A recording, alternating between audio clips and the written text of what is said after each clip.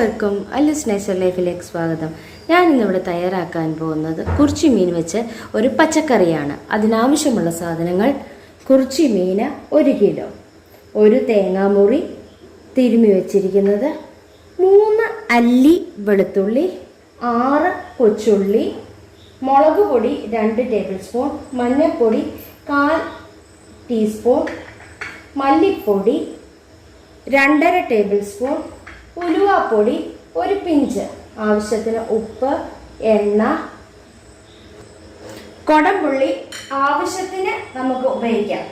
അതുപോലെ തന്നെ 6-7 പച്ചമുളക് കീറി ഇട്ടിട്ടുണ്ട്, ഒരു ചെറിയ പീസ് ഇഞ്ചി ചെറുതായി മുറിച്ച് വെച്ചിട്ടുണ്ട്, കറിവേപ്പില.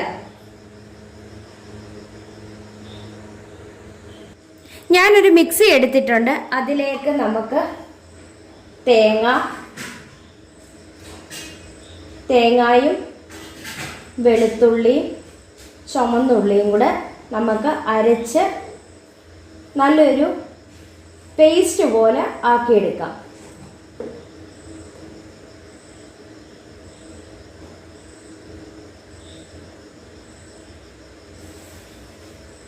നല്ലതായിട്ട് അരച്ച് നമുക്ക് എടുക്കാം.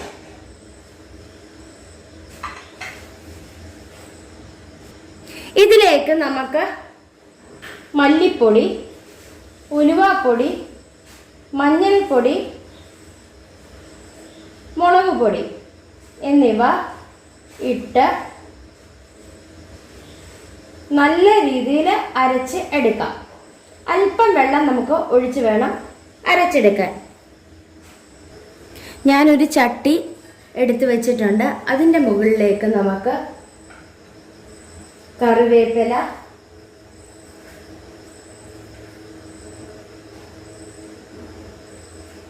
പുളി, ഇഞ്ചി, പച്ചമുളക്,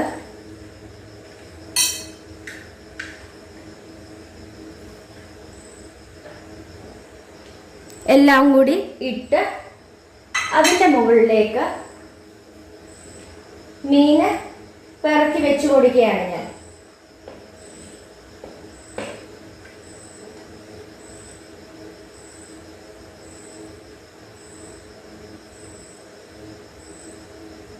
ഞാൻ. നിരത്തി കൊടുക്കുകയാണ്.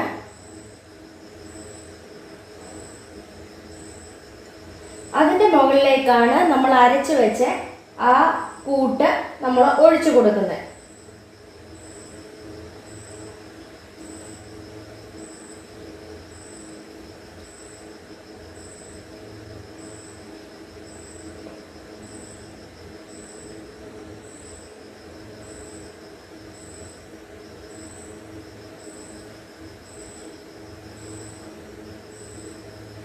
ഇതിന് മുകളിലേക്ക് ഗ്യാപ്പ് ഇല്ലാതെ തന്നെ ഞാൻ മീനെല്ലാം പെറുക്കി വെച്ച് കൊടുത്തു.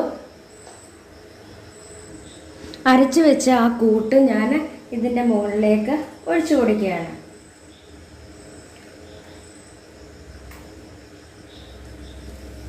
ഇതിലേക്ക് അല്പം വെള്ളവും കൂടി ഞാൻ ഒഴിച്ചു കൊടുക്കുകയാണ്.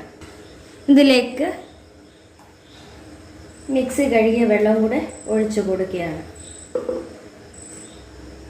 ഇനി നമുക്ക് ചട്ടി അടുപ്പത്ത് വെക്കാം. ബാക്കിയിരുന്ന പുളി മുകളിലേക്ക് ഞാൻ ഇട്ട് കൊടുത്തിട്ടുണ്ട്. ഇതിലേക്ക് ഞാൻ ഉപ്പിന് പകരം കല്ലുപ്പാണ് ഇട്ട് കൊടുക്കുന്നത്. ഇതിൻ്റെ മുകളിലേക്ക് ഞാൻ വിതറി കൊടുത്തിട്ടുണ്ട്. എന്നിട്ട് തവി കൊണ്ട് ചെറുതായിട്ട് ഒന്ന് ഇളക്കി യോജിപ്പിച്ച് കൊടുത്തു. ഇനി അടപ്പ് വെച്ച് അടച്ച് ആവിയിൽ നമുക്ക് വേവിച്ചെടുക്കാം. ഞാൻ അടപ്പ് വെച്ച് അടച്ചു കൊടുത്തിട്ടുണ്ട്. നമുക്ക് കറി തിളച്ച് കഴിയുമ്പോൾ സിമ്മയിലിട്ട് കൊടുക്കാം. എന്നിട്ട് കറി പറ്റിക്കഴിയുമ്പോൾ അതിൻ്റെ മുകളിലേക്ക് നമുക്ക് പച്ച വെളിച്ചെണ്ണ ഒഴിച്ചു കൊടുക്കാം. ഈ കറി നമ്മൾ കടുക് വറക്കത്തില്ല. കറി തിളച്ച് വന്നിട്ടുണ്ട്. ഞാൻ സിമ്മയിലാക്കി ഒരു 10-20 മിനിറ്റ് കഴിയുമ്പോഴത്തേക്ക് നമുക്ക് തീ ഓഫാക്കി കൊടുക്കണം. അതിൻ്റെ മുകളിലേക്ക് നമുക്ക് പച്ച വെളിച്ചെണ്ണ ഒഴിച്ചും കൊടുക്കണം.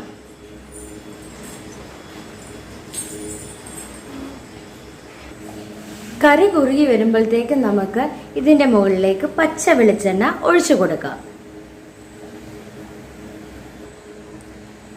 കറി കുറുകി വന്നിട്ടുണ്ട്. അതിൻ്റെ മുകളിലേക്ക് ഞാൻ പച്ച വെളിച്ചെണ്ണ അല്പം ഒഴിച്ചു കൊടുക്കുകയാണ്. അതുകൊണ്ട് ഒന്ന് തവിയിട്ട് ഒന്ന് മീനുടയാതെ ഒന്ന് ഇളക്കി കൊടുത്തിട്ടുണ്ട്. ഇനി നമുക്ക് തീ ഓഫാക്കി കൊടുക്കാം. ഇനി നമുക്ക് സെർവിങ് പ്ലേറ്റിലേക്ക് മാറ്റാം.